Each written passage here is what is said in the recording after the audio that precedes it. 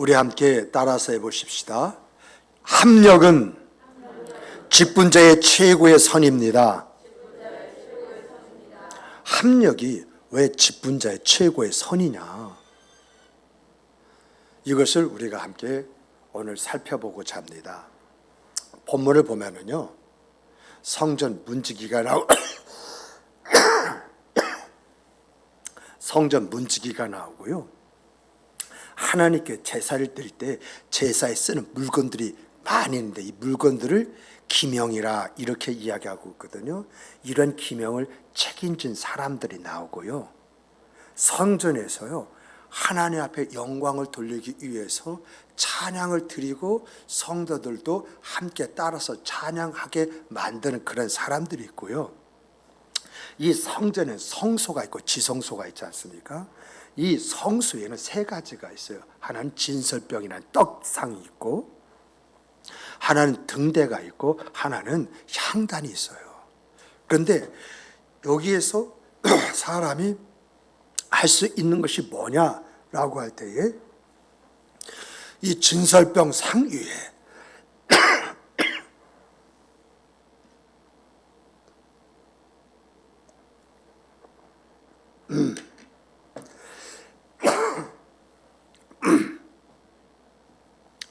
이 진설병 상 위에 떡을 만들어서 올리거든요. 이렇게 떡을 만들어서 올리는 사람이 있었고요, 성전을 위해서 수고하는 사람들이 있었어요.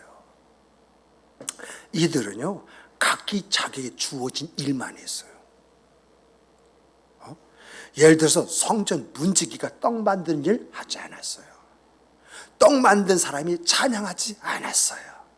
오직 자기에게 주어진 일들만 그 사람이 했는데, 그런데요 이렇게 성전을 위해서 일하는 사람이 각기 다 다른데 결론은 그것이 성전을 위한 일이었다라고 하는 것입니다. 사도 바울은요 이러한 것을 쫙 보면서 뭐라고 이야기했느냐? 사람의 몸에는 머리가 있고 손, 발이 있고 또한 이제 눈, 코, 입, 귀가 있다라고 이야기하면서 이렇게 보면은 많은 지체들이 있다. 그러나 이 지체들은 각기 그 기능, 그 역할이 다 다르지 않느냐? 그러나 결국은 뭐죠? 몸을 위해서 이들이 존재한다라고 이렇게 설명을 해요. 그리고 이렇게 딱 설명을 한 다음에 뭘 이야기하느냐? 교회 안에는 많은 은사자들이 있다. 그 은사는 각기 다 다르다. 그리고 또 교회 안에는 이런 은사다만 있을 뿐만 아니라 직분자들인데 그 직분이 다 다르다. 그렇지만 이런 은사와 이런 직분을 무엇을 위해서 있느냐라고 할 때 교회를 위해서, 하나님의 일들을 위해서 존재하는 것이다 라고 이야기합니다. 그러므로 오늘 여러분과 저는 정말 직분이라고 하는 것은 누가 받는 것이냐, 여기부터 시작을 해가지고 직분을 어떻게 감당해야 되느냐, 이런 내용을 살펴보면서 그 직분에 담겨져 있는 의미가 무엇이냐, 왜 그 직분을 주신 것이냐, 무엇을 하라고 주신 것이냐, 이것을 살펴보면서 나에게 이런 직분을 주신 하나님, 이 직분을 주실 때는 복되고 의미 있고 가치 있고 보람되게 살아가라고 이것을 주신 것이거든요. 그래서 이런 직분이 나에게는 어떤 의미가 있는 것인가, 이런 것을 함께 살펴보면서 은혜를 나누고자 합니다. 먼저 하나님께서 여러분과 저에게 직분을 주셨다, 내가 직분을 가졌다, 직분을 내가 받았다면 하나님이 날 선택하신 줄 믿으시기 바랍니다. 이게 첫 번째 이야기예요. 우리 함께 따라서 해보시면, 직분은 하나님이 나를 선택했다는 증거입니다. 여러분, 성경을 하나님이 일하시는 방법을 보면요, 두 가지 일을 하시더라고요. 하나는 작정을 하세요. 작정하셔서 일하시고요, 하나는 예정하셔서 일을 하세요. 이런 작정과 예정이라는 것을 좀 여러분들이 이해하기 쉽게 설명하면 작정이라는 것은 뭐냐? 하나님이 우주 만물을 창조하시기로 계획을 세우신 것이 아니라 작정하신 거예요. 그리고 하나님께서 이렇게 우주 만물을 창조하신 것으로 끝내버리는 것이 아니라 그걸 어떻게 할 것이냐? 경영하실 것을 작정을 하셨어요. 그리고 더 나아가서 하나님께서는 이렇게 우주 만물을 통해서 나를 사람들에게 어떻게 드러나고 나타낼 것인가? 이것을 그 계획 속에 넣으셨는데 이것을 가르쳐서 작정이라고 이렇게 이야기해요. 그러니까 하나님께서 천지를 지으시고 그것을 경영하시고 그 안에서 자기를 드러내고 나타내시고자 하신 것을 가르쳐서 작정이다 라고 이렇게 이야기를 해요. 그럼 예정이라는 것은 뭐냐라고 할 때 이 예정이라는 것은 다른 것이 아니라 하나님께서 어떤 사람을 구원할 것인가, 어떤 사람을 버릴 것인가, 바로 이것이 뭐냐라고 할 때 이것이 예정이라는 거예요. 그런데 이런 예정이라는 교리 있지 않습니까? 이 교리 안에 뭐가 있느냐? 선택이라고 하는 것이 있어요. 그러니까 하나님께서 예정하셨다라고 할 때 누구를 택할 것이냐, 누구를 버릴 것이냐, 이러한 것이 이 예정 안에 들어가 있는데 이 예정 안에 내용을 가만히 살펴보니까 이 안에 선택이라는 것이 있더라라고 하는 것입니다. 그래서 하나님께서 뭘 선택을 하셨을까라고 하는 걸 찾아보니까 첫째가 하나님이 이스라엘 선택을 하셨더라고요. 예정 가운데 하나님께서 이스라엘 백성을 자기의 선민으로 삼기 위해서 그들을 선택하셨다라고 하는 것이 성경의 이야기지 않습니까? 근데 여러분, 정말 이 하나님의 선택을요, 이제 면밀하게 살펴보니까, 야, 내가 잘 살아야겠구나. 내가 잘 살아야 나중에 하나님께서 어떤 일을 했을 때 내 후손 중에서 그 사람을 선택해서 하나님께서 그 일들을 이루어 가시는구나 라고 하는 것을 딱 보는 거예요. 우리가 이스라엘 민족을요, 왜 하나님께서 선민으로 선택하셨느냐? 많고 많은 민족인데 왜 이스라엘이냐라고 할 때 우리는요, 이스라엘 선택받을 수밖에 없는 구조가 그 조상에게 있어요. 우리가 잘 아는 대로 아담이 가인과 아벨을 낳는데 아벨이 하나님의 사람이잖아요. 근데 이 가인에서 이 아벨이 죽었고 하나님께서 이 아벨을 대신하기 위해서 셋을 허락해 주셨어요. 그렇잖아요. 그리고 그 이후부터 가인의 후손과 셋의 후손이 쫙 나눠져서 갑니다.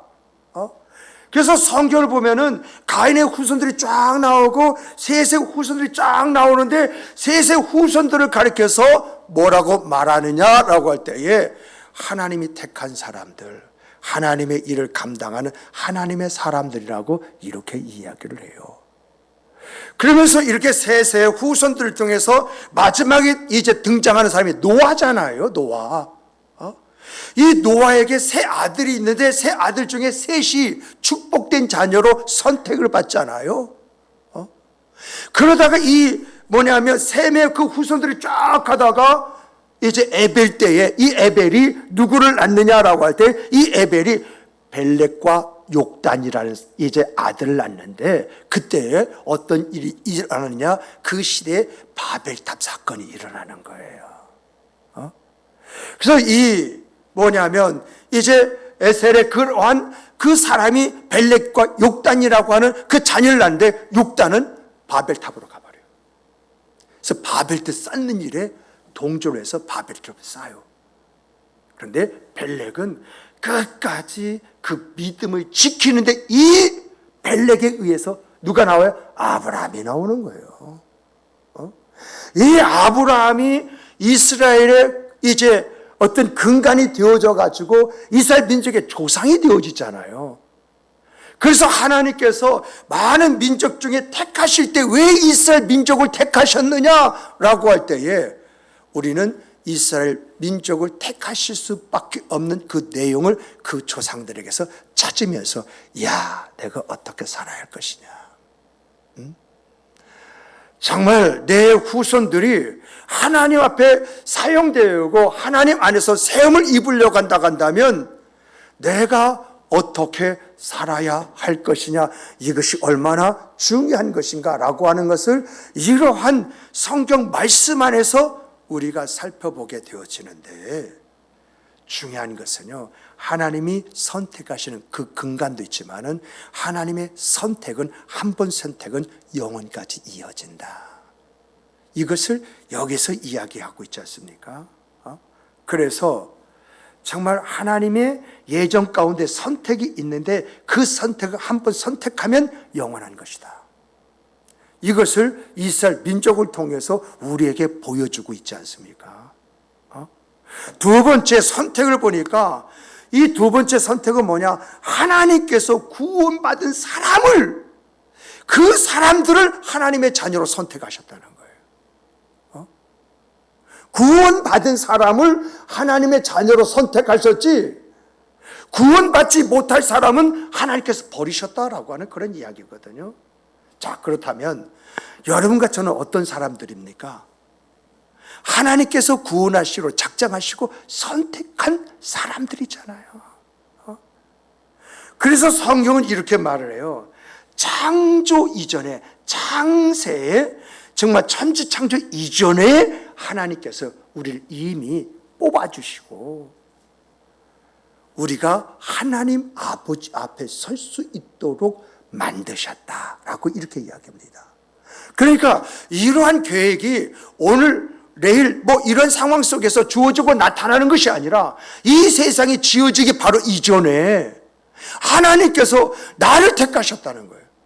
어떻게 해요? 하나님의 자녀로 삼기 위해서 나를 선택하시고 내 생의 삶 속에 나를 죄악 속에서, 그 허물 속에서 나를 건져내셨다는 것입니다. 이것을 가리켜서 사망에서 나를 생명으로 옮겨주셨다라고 이렇게 이야기를 해요.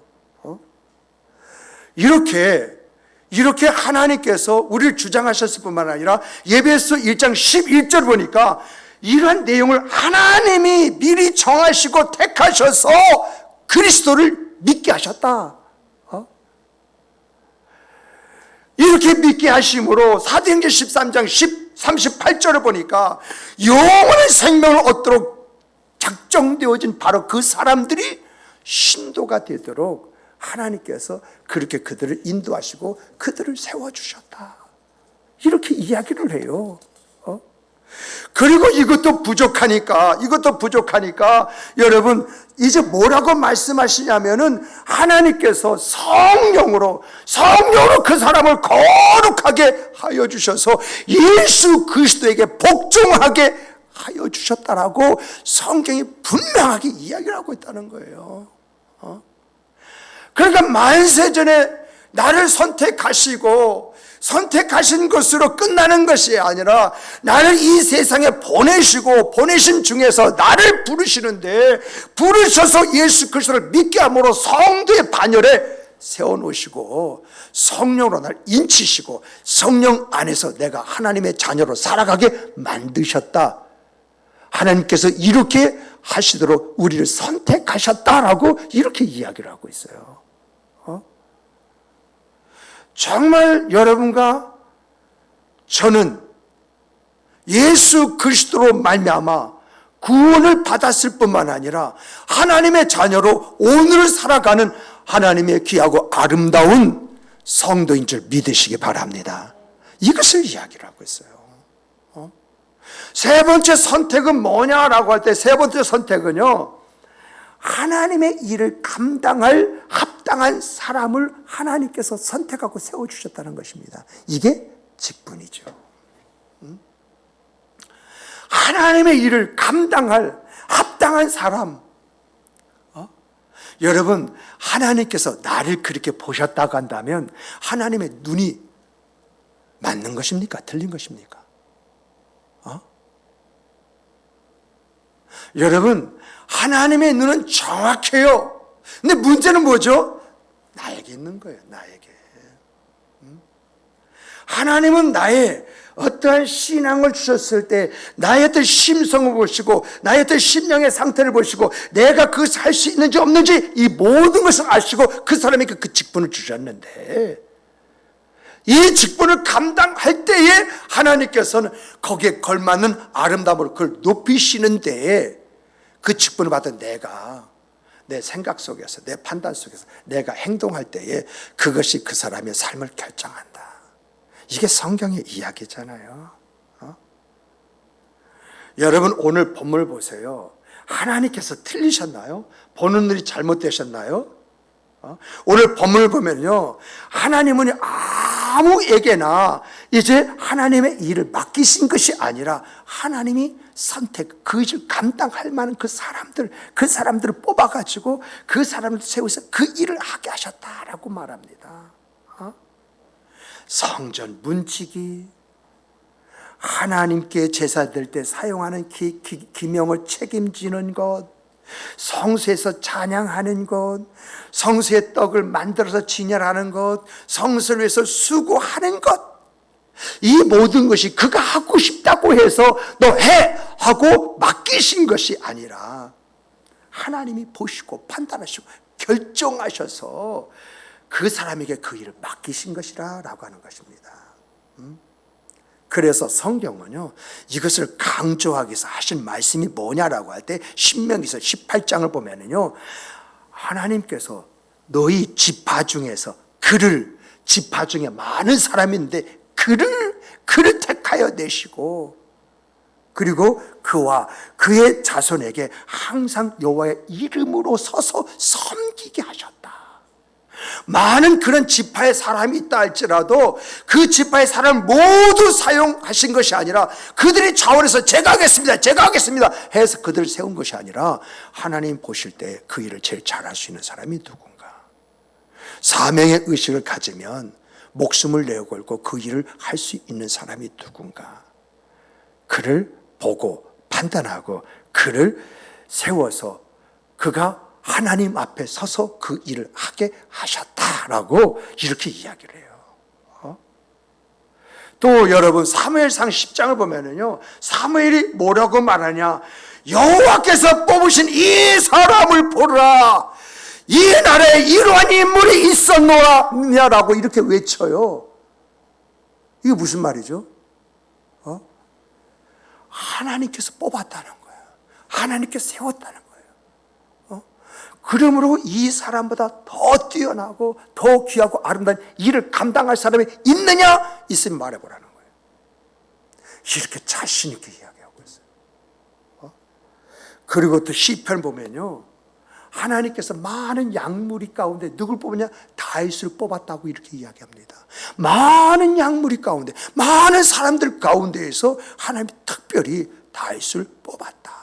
사무엘 눈에 볼 때에는 이세 아들, 첫째 아들부터 일곱째 아들까지 볼 때 모두가 출중하고 모든 일을 감당할 아름다운 사람으로 보였는데 하나님 아니라는 거죠. 눈에 보이지 않는 그 다윗, 그 다윗의 중심을 보시고 다윗이라면 내 심령의 기쁨과 즐거움을 줄 나의 택한 자라고 이제 성경에서 그렇게 이야기를 하고 있지 않습니까?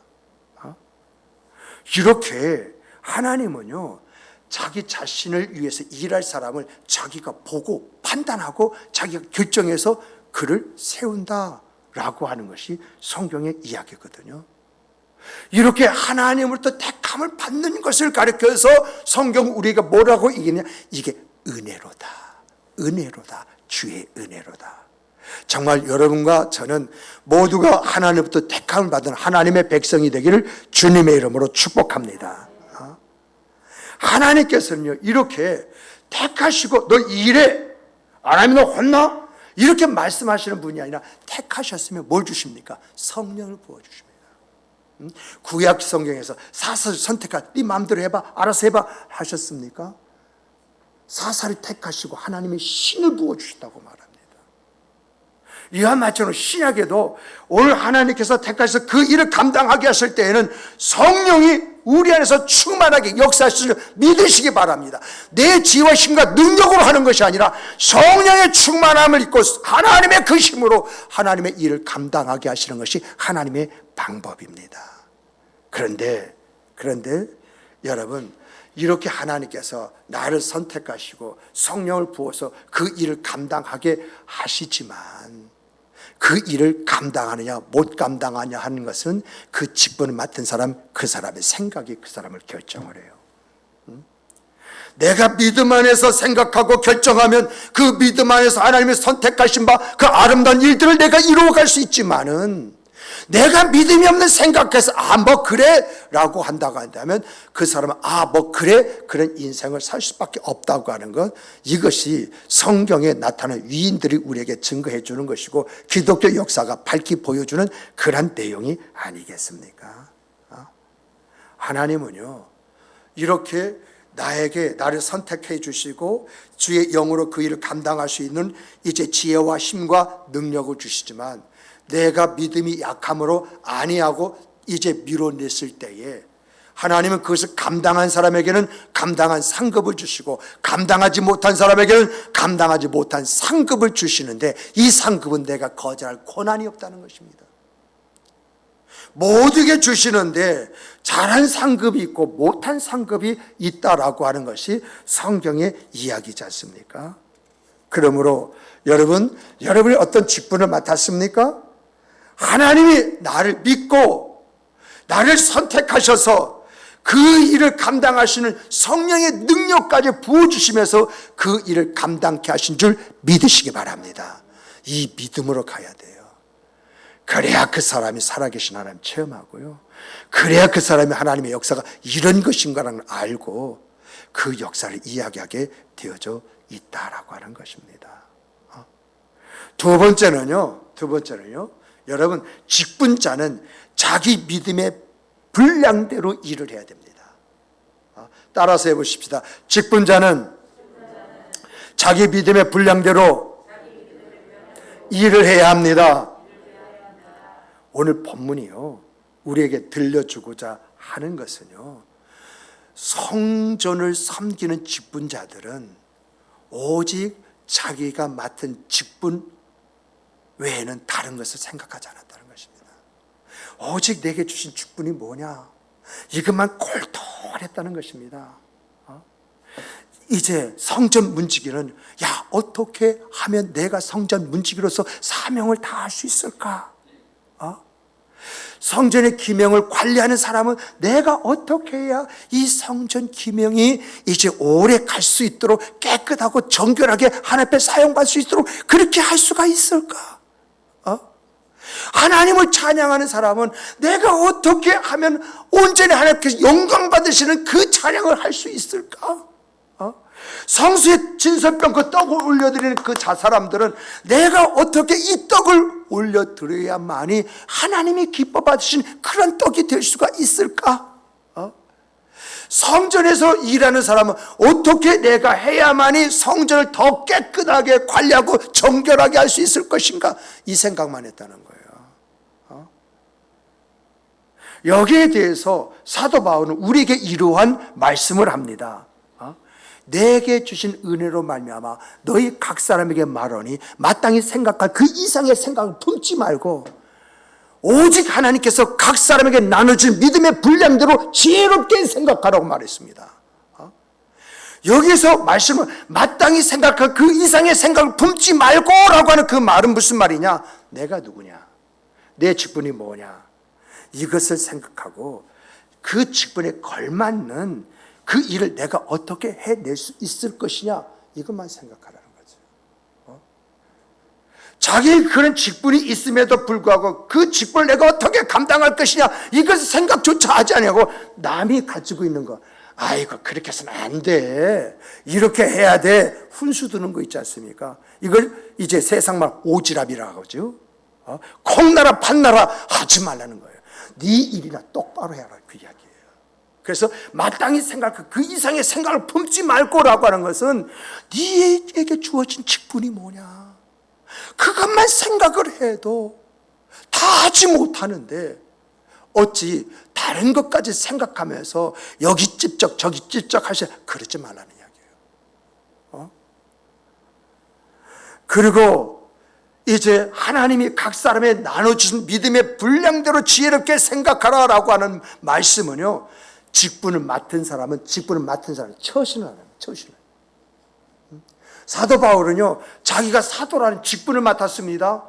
그래서 자기는 그 사도의 직분을 어떻게 감당해야 되느냐라고 할 때 자기 처신에 대해서 이렇게 말을 합니다. 우리가 이 직분을 비방을 받지 않게 하려고 무엇이든지 아무에게나 꺼리끼지 않게 하고 오직 하나님의 일꾼으로 자천하여 많이 견디는 것과 환난과 궁핍과 고난과 매맞음과 갇힘과 난동과 수고름과 자지 못함과 먹지 못함 가운데에서도 깨끗함과 지식과 오래 참음과 자비함과 성령의 감화와 이제 거짓없는 사랑과 진리의 말씀과 하나님의 능력으로 의의 무기를 좌우에 가지고 영광을 받거나 수치를 당하거나 비난을 당하거나 이제 칭찬을 받을 때 언제든지 우리는 하나님의 일꾼으로 그들 앞에 서 있어노라고 얘기합니다. 이런 말씀을 딱 보면서 부끄러움을 느낍니다. 정말 나는 목사라는 이 직분이 비방을 받지 않게 하려고 무엇이든지 아무에게나 꺼리끼지 않게 하려고 얼마나 노력을 했는가. 나는 모든 일에 하나님의 일꾼으로 자천하여 많이 견디는 것과 환난, 고난과 궁핍과 이제 고난과 매맞음과 갇힘과 이제 난동과 수고름과 자지 못함과 먹지 못함 가운데 있었느냐. 조금만 이런 일이 있어 할지라도 왜 나에게 이런 일이 있었느냐고 이렇게 말하지 아니했느냐. 정말 내게 깨끗함과 지식과 오래 참음과 자비함과 성령의 감화와 거짓이 없는 사랑과 진리의 말씀과 하나님의 능력으로 충만했느냐. 그렇다면 내가 영광을 받는 자리에 있거나 수치를 당하는 자리에 있거나 비난을 받는 자리에 있거나 칭찬을 받는 자리에 있다 할지라도 변함이 없는 내 모습을 가질 수 있었지 않았느냐. 그런 생각을 갖게 되었어요. 그러므로 사랑하는 성도 여러분, 오늘 우리들이 직분자가 되었다 간다면 내가 어떻게 살아야 할 것인가, 어떤 자세와 태도를 갖는 것이 옳은 것인가, 이것을 깊이 생각하고 그 생각과 그 생각 속에서 그 삶을 살아감으로 말미암아 하나님이 입히신 권위, 그 권위가 우리의 생애 삶의 내용이 되기를 주님의 이름으로 축복합니다. 이렇게 직분이 비방을 받지 않게 하려고 무엇이든지 아무에게나 꺼리끼지 않게 하고 하나님의 일꾼으로 자천했더니 하나님께서 사도 바울에게 권위를 입혀주시잖아요. 이 권위는 사도 바울이 갖고자 하는 권위입니까? 하나님이 입혀주신 권위죠. 보세요. 말씀의 권능이 사도 바울에게 입혀졌어요. 갖고자 하는 것입니까? 아니면 하나님이 입혀주신 것입니까? 사도 바울이 안수하거나 말 한마디만 해도 이제 아픈 고통 가운데 있는 사람이 일어서는 역사가 일어났습니다. 이 역사는 사도 바울의 능력입니까? 하나님께서 사도 바울에게 입혀준 권위입니까? 심지어는 죽은 자를 살리는 역사까지 일어나는데 이것이 사도 바울의 능력입니까? 하나님께서 사도 바울에게 입혀준 권위입니까? 사도 바울이요, 막 이러다가 얼마 더워요. 그래서 손수건으로 땀을 막 그래서 이 수건에 땀 냄새가 가득한데 이 수건을 가져다가 병자 옆에만 딱 이렇게 놔도 병자가 일어난 역사가 일어났어요. 이걸 뭘로 설명할 수 있습니까? 하나님께서 사도 바울에 권위를 입혀주시지 않으면 이런 일이 일어날 수가 있습니까? 하나님은요, 많은 사람들 앞에서 이러한 권위를 사도 바울에게 입혀줌으로 인해서 이것을 본 사람들이 사도 바울을 존경하고 사도 바울을 따르고 사도 바울에 의해서 그들이 교회로 세워지는 역사가 일어났다는 것이거든요. 그러므로 여러분과 저는 우리에게도 이런 하나님의 권위가 입혀질 수 있도록 이런 하나님의 역사가 우리의 삶과 삶의 내용이 될 수 있도록 내게 주어진 직분이 무엇이냐? 그 직분에 내 마음을 두고 내 삶으로 그것을 만들어보는 귀한 성도 여러분들이 되시기를 주님의 이름으로 축복합니다. 축복합니다. 세 번째는 이게 가장 중요한 것 같아요. 자, 따라서 해보십시다. 직분자의 최고의 선은 합력하여 선을 이루는 것입니다. 정말 여러분, 이것이 직분자의 가질 최고의 선이고 최고의 덕이에요. 제가요, 이것을 찾아내기 위해서 지금도 제 책상 위에면요, 주석이라든가 이런저런 책들이 수북이 쌓여 있어요. 왜요? 하나하나 다 찾아봤거든. 찾아보면서 그걸 정리하지 못한 그런 상태에서 이 주일을 좀 지내고 있어서 지금 예배드리고 그걸 좀 일부 정리했는데 나머지도 정리해야 돼요. 여러분, 예배소서 4장을 보니까는요, 예수 그리스도께서 우리에게 각각 다른 은총을 주셨다라고 이렇게 말하고 있어요. 우리에게 각각 다른 뭘 주셨다? 은사를 주셨다. 이렇게 말해요. 또 이것을 직분으로 말할 수도 있거든요. 그런데 고린도전서 12장 25절 보니까 지체는 많으나 몸은 하나라고 이렇게 이야기하면서 지체가 지체끼리 서로 무시하지 않도록 하나님께서 이렇게 만드시고 서로가 서로를 귀히 여기지 않게 하신 것은 몸 안에 분열이 생기지 않도록 하시기 위함이고 모든 지체가 서로를 도와 이제 뭔가 일을 만들어 가기 위함이라고 이렇게 밝히고 있어요. 그리고 더 나가서 로마서 8장 28절에 보니까 우리가 알거니와 하나님을 사랑하는 자 곧 그의 뜻대로 부르심을 입은 자들에게는 모든 것이 합력하여 선을 이루느니라. 모든 것을 합력하여 선을 이루느냐. 그의 뜻대로 부르심을 입은 자들은 모든 것을 합력하여 선을 이루는 것, 이것이 뭐냐? 교회 생활이라. 그 이야기입니다. 여러분, 여러분이 조금 문자적으로 구분할, 신앙생활과 교회생활을 좀 구분하시기 바랍니다. 신앙생활이라는 것은 내가 교회 안에서나 세상 속에서나 내 모습을 갖는 것이 신앙생활이고요. 교회생활에는 교회 안에서 내가 어떤 모습을 가져야 할 것이냐, 이것이 교회생활이에요. 그런데 이 교회 생활에서 가장 중요한 최고의 선, 최고의 덕이 뭐냐? 합력하여 선을 이루는 것이다. 이렇게 이야기하고 있어요. 이것을 잘 보여주는 것이 뭐냐? 출애굽기 17장이지 않습니까? 출애굽기 17장을 보면 이스라엘 민족이 출애굽에서 광야에 나왔는데 그 광야에 딱 나오니까 마실 물이 없는 거야.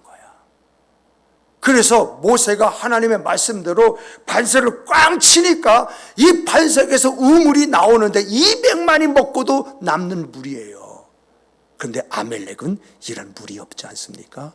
그래서 아멜렉이 이 우물을 뺏기 위해서 이스라엘 민족을 치러 들어온 겁니다. 그런데 아멜렉은 어떤 나라냐라고 할 때 오직 싸움으로 이 광에서 기마 이런 거로 단련된 훈련된 그런 민족이에요.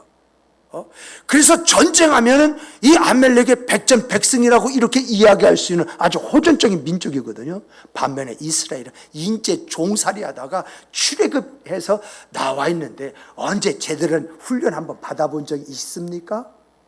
이제 전쟁이란 전쟁단 전쟁 한 번이라도 해본 적이 있습니까? 이런 상황 속에 지금 아멜렉과 이스라엘이 전쟁을 이제 하게 되어졌는데 이 전쟁의 내용을 보니까 여호수아가 그래도 싸울 수 있는 그런 힘이 좀 있는 그런 장정을 데리고 아멜렉을 치러 가고 모세와 아론과 훌은 그 전쟁터가 눈앞에 딱 보이는 그 산에 올라가서 기도하는데 손을 올리고 기도하면 이스라엘 민족이 이깁니다. 근데 손이 피곤하고 힘들어 내리면 이스라엘 민족이 이제 밀리고 패퇴합니다. 이럴 때 아론과 훌이 어떻게 하면 우리가 승리할 수 있을 것인가 라고 할 때 이 모세 왼손과 오른손을 붙잡고 이 손이 내려오지 않도록 해야 된다는 것입니다. 그래야 모세가 끝까지 기도하면서 승리할 수 있다 해가지고 어떻게 합니까? 바로 이제 아론과 훌이 모세의 손을 잡고 내려오지 않게 했다라고 이렇게 이야기하고 있지 않습니까? 이것이 뭐냐? 이것이 뭐냐? 이것이 합력이라는 것입니다. 이것이 뭐냐? 여러분과 제가 가져야 할 모습이다라고 하는 것입니다. 그러므로 교회 안에는 이런 합력의 모습, 이런 모습이 우리의 모습이 되어야 된다라고 하는 그런 이야기거든요. 근데 여러분, 정말 오늘 우리들이요, 좀 직분에 대해서 좀 생각할 때, 오늘 이제 교회 주보의 말입니다. 신앙 칼럼에 이런 글을 좀 제가 썼어요. 어떤 사람이요, 그 직분, 교회 안에 직분 있지 않습니까? 직분을 사람의 몸에 비유했어요. 비유했는데 사람의 머리는 뭐냐? 우리 주 예수 그리스도다. 목이 뭐냐? 목회자이다. 어깨가 뭐냐? 이제 장로와 안수 집사이다. 가슴이 뭐냐? 이제 권사들이다. 그리고 그 외 지체는 뭐냐라고 할 때 그 외 지체는 집사, 평신도, 청년, 청소년, 그리고 어린아이들이라는 것입니다. 그런데 여러분, 우리가 이 내용에서 좀 생각을 해볼 것은 뭐죠? 머리가 잘못되면 어떻게 됩니까? 머리가 잘못되면 어떻게 되죠? 머리가 잘못되면은요, 여러분, 정신병원에 우리가 들어가 있거나 이제 정신파각으로 평생을 살아갈 수밖에 없어요. 머리 하나가 잘못됐다는 온 몸이 그렇게 살 수밖에 없는 그 구조가 되어진다는 것입니다. 또 여러분, 목이 잘못되면 어떻게 되게 됩니까? 목 한번 잘못되어 가지고 이제 전신마비로서 평생을 살아가는 그런 사람들이 있지 않습니까? 어깨가 문제가 되어지면 어떻게 되어집니까? 심 한번 제대로 쓰지 못하고 아무것도 하지 못하는 남의 신세나 지는 그런 사람이 되어지지 않습니까? 또 여러분, 가슴이 뜨겁지 아니하면, 가슴이 너무 차가우면 어떻게 됩니까? 다른 장기에 영양을 공급하지 못해요. 정말 이러한 내용을 보면서 직분자의 역할을 감당하지 못할 때 어떻게 되는가라고 하는 것을 한번 생각해보는 기회가 되었습니다. 그런데 여러분, 제가요, 설교를 준비하면서 지난 1년간을 살펴봤습니다. 지난 1년간을 살펴보면서 우리 교회 직분자들은 어떤 직분자였을까? 이렇게 생각을 하면서 정말 하나님 앞에 감사했습니다. 여러분 한 분 한 분을 생각하면서 얼마나 감사했는지. 한 가지만 이야기해 보십시다. 여러분, 한국교회에서 직분자를 세우면서 성도들에 의해서 그 임직식이 진행되었다라고 하는 그런 것을 보았습니까? 그런 이야기 들었습니까? 정말 성도들이 먹을 것, 입을 것, 쓸 것을 쪼개어서 이제 후원을 하고 이러한 임직식을 하게 되었어요. 무엇을 바라서 그렇게 하는 것이 아니라 앞으로 우리 교회를 위해서 일할 일꾼이니까 장로님의 가정에서, 권사님들의 가정에서, 집사님들의 기쁨으로 십시일반 1,600만 원이라는 돈을 모아서 정말 부족함이 없이 우리가 임직식을 치렀습니다. 한국 교회의 말입니다. 한국의 직분자를 세우려면 장로는 1,000만 원 이상, 안수 집사는 500만 원 이상, 이제 권사는 300만 이상 내야 한다고 하는 그런 이상한 풍토가 있는데, 우리 교회는 성도들이 힘을 합쳐서 직분자를 세웠다고 하는 것, 한국 교회에 대해서는 이거 찾아보기도 힘들고 들어보기도 힘든 이야기입니다. 여러분, 우리 교회는요, 이것을 기쁨과 즐거움으로 감당했던 그런 교회라는 것입니다.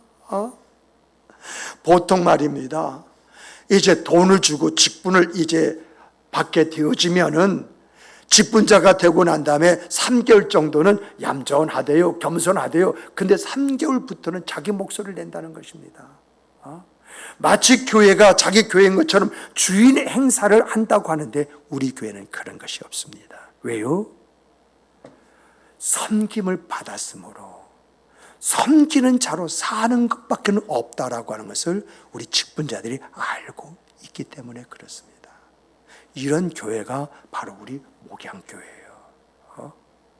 저는 이런 여러분과 함께 신앙생활하는 것이 얼마나 축복된 것인가. 그래서 생각을 해보니까 얼마나 감사하고요, 얼마나 고마운지 모르겠어요. 이런 풍토가 말입니다. 이제 함께 참석을 했던 그 임시에 참석했던 목사님 사모님들이 이구동성으로 하는 말이 이렇게 해야 된다. 장인의 교회도 이렇게 하겠다. 이런 말을 하는 것을 보게 됩니다.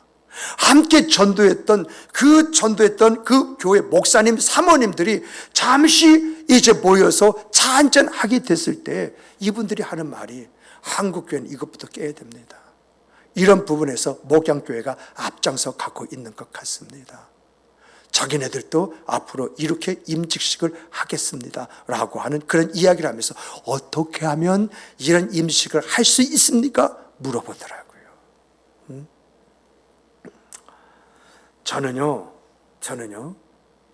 이렇게 함께 신앙생활을 하는 여러분들, 정말 여러분의 가정이 지금보다 더 아름답고 행복하고 잘 살도록 하나님께서 그렇게 역사하실지언정 지금보다 더 나쁘게 하진 않을 줄 믿고 확신하고 있습니다. 정말 제가요 지금까지 목회해 오면서요 눈으로 보고 그 사역 속에서 체험한 그런 일이 뭐냐라고 할 때에 하나님 앞에 바로 선 자는 하나님이 책임져 주시더라. 이상하게 그 자녀의 일들도 말입니다 풀어주시고 해결해 주시는, IMF 때 말입니다 정말 아이들이 직장을 잡지 못해가지고 대학을 졸업을 해야 되는데 대학에 적을 두고 휴학을 하는 사례가 굉장히 많았습니다. 그런데 그 당시에 정말 명동교회에서 신실한 그 아름다움 가지고 신앙생활 하는 사람들은 여러분 이상하게 아이들이 취직을 하는 거예요. 또 여러분 그 당시 명태 조태가 얼마나 많이 있었습니까? 그 명동교회가 있는 그 아파트는요 은행 직원들이 연합해서 이제 아파트를 세워가지고 지은 곳이기 때문에 그 은행원들이 많이 팔고 나갔다 할지라도 여러분 그 아파트는 은행 지점장들이, 은행 중역들이 많았어요. 그런데 여러분 명태로 잘리는 그런 상황 속에서 말씀하신 이렇게 해보십시오. 우리가 이것을 지켜야 됩니다. 믿음으로 갈 때 하나님께서 지켜주십니다. 그랬더니 어떠한 집사님이 목사님 저 명태 대상에 들어갔어요. 아무래도 제가 명태를 하고 새로운 길을 찾아봐야 할 것 같습니다. 이렇게 이야기한 사람이요. 이제 그것이 딱 까뒤집어졌을 때에 지점장이요 본사로 발령된 거 있지 않습니까? 본사로 발령되어지니까 이 사람이 명태자입니까? 아닙니까? 그래서 이 사람이 이 본사에 발령돼 가지고 본사의 승승장구로 하다가 이제 자기 정년에 은퇴를 했어요. 이러한 것들을 뭐라 설명할 수 있겠습니까? 그러나 그분이 어떤 모습을 하나님 앞에 가졌느냐, 이것이 그 삶을 결정했다라고 하는 것이 그 사실을 보고 있는 모든 사람이 이구동성으로 하는 말입니다. 내가 생각할 때에는 안 될 것이다, 문제가 일어날 것이다, 어려움이 주어질 것이다 라고 하는 예상이 주어지지만 하나님 앞에 바로 서면 하나님께서 책임져 주신 줄 믿으시기 바랍니다. 그래야 하나님이 살아계시다고 고백하게 만들지요. 하나님의 역사는 이렇게 해야만 주어지고 나타난다, 이것을 증거하게 만들지요. 여러분, 우리 하나님은 살아계신 하나님인 줄 믿으시기 바랍니다.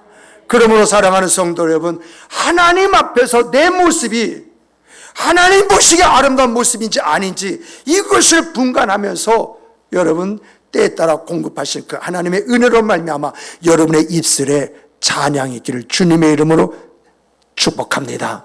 정말 이런 경험이 있을 때에 내가 하나님이 하셨습니다. 이 고백이 어떤 찬송이죠? 삶으로 부르는 찬송이잖아요. 삶이 체험하고 그것을 내가 경험하고 가지고 있으므로 하나님이 하셨습니다. 하나님이 하셨습니다. 이것은 그렇게 말할 수밖에 없습니다. 이 고백이 찬송이잖아요. 정말 이런 찬송이 풍성한 정말 여러분과 제가 되기를 주님의 이름으로 다시 한번 축복합니다.